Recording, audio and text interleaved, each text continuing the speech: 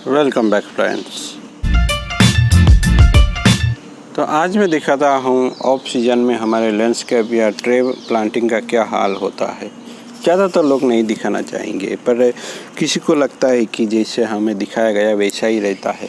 But plant actual में इतना अच्छे किसी को लगाना वो भी एक आर्ट है, या किसी को अच्छे लगे वो उसकी सोच पे डिपेंड करता है। क्योंकि ये देखिए इस तरह का हाल हो जाता है। अभी मॉनसून था, ज़्यादा बारिश हुई तो पत्तों में धब्बे यानी फंगस इफ़ेक्ट होता है। केंचुए भी अच्छे कहलाए जाते हैं, बट यहाँ केंचुए ज़्यादा हो जाते हैं तो वो सब सॉइल का जो स्ट्रक्चर है उसको बिगाड़ भी देते हैं।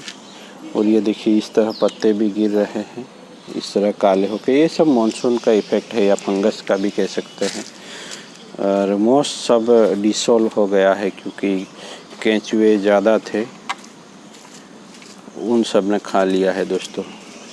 यानी बुरा हालत है इस लैंडस्केपिंग का। ये ग्रास मुझे पसंद नहीं, क्योंकि एक बार ग्रो कर गए तो वो उसमें गांठें होती है। और ये कार्मोना का जो कटिंग लगाए थे 2 हो चुके हैं। और ये सब ग्रास जो मोस के साथ आया था वो ग्रो हो चुका है, ठीक ठाक है।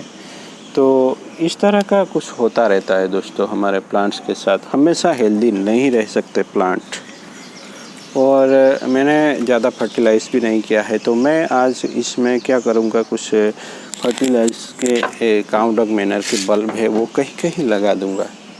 जिससे क्या होगा कि ये जो प्लांट है वो उसमें से जब भी पानी दूँ मैं, तब ये प्लांट उसमें से फर्टिलाइज लेता रहे। आप खुदाई करके भी गाड़ सकते हैं, या कहीं कहीं इस तरह से प्रेस कर दे तो ये अपने आप न्यूट्रिशन लेता रहेगा।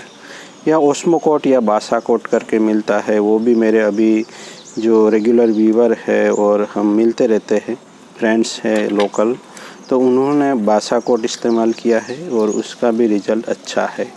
तो अगर आप इस तरह लैंडस्केप पे कुछ प्लांटेशन किया है तो इस तरह आपको स्लो रिलीज फर्टिलाइज़र देना अच्छी बात है। क्योंकि उसमें आपको कुछ करना नहीं है। किसी बास्केट आती है, वो भी अगर नहीं मिलती है तो किसी कपड़े की पोटली बना के आप लोग यहाँ प्लांट में रख सकते हैं।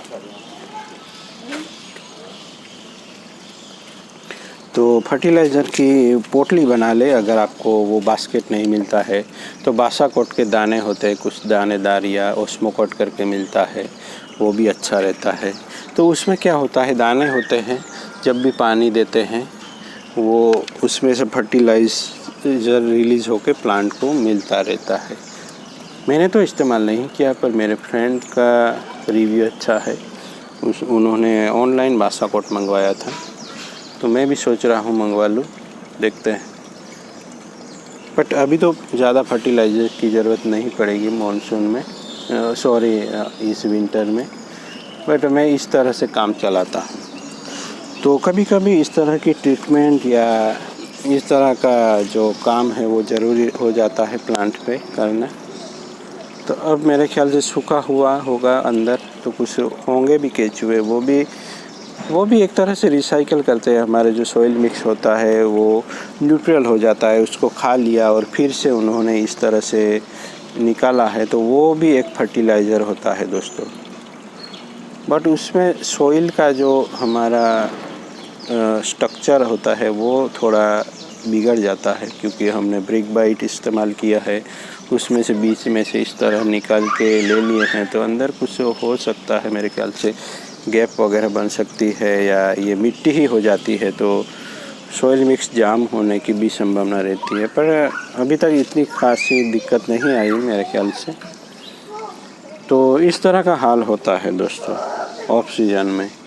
हमारा लैंडस्केप कितना भी अच्छा हम प्रेजेंट करें, बाद में उसका हाल तो इस तरह का होता ही है। तब हमें कुछ केयर रखनी होती है, इस तरह रेगुलर फर्टिलाइज़र और क्या होता है प्लांट में वो भी देखना होता है। यहाँ एक पुराना पत्ता है, न्यू ग्रोथ हुआ है, उसमें कुछ ट्रिमिंग नहीं करने वाले। हमें यही दिखाना चाहता था दोस्तों कि अगर हमने प्रेजेंट किया है प्लांट को, बाद में उसकी हालत क्या होती है वो भी जानना ज़रूरी है। नहीं तो किसी को लगता है कि वो तो ऐसा ही रहना चाहिए, और वो देखने आएंगे तो पता चलेगा कि उसमें तो कुछ है ही नहीं। तो बदलाव होते रहते हैं दोस्तों, कभी खुशी कभी गम वाला भी हालत है इस प्लांट में भी। कभी ये फ्रेश लगेंगे, जब मोस लगाई थी तो बहुत ही बढ़िया लग रहे थे, अब ये कुछ डल भी लगेंगे, कुछ पत्ते भी श्रेड हो गए हैं और न्यू ग्रोथ भी हो रहा है। तो ये उतार चढ़ाव आते रहते हैं दोस्तों, बट हमें बनाए रखना है कंटिन्यूटी वो काम करने में। तो चलिए दोस्तों, मिलते हैं एक नए टॉपिक के साथ। Thank you for watching.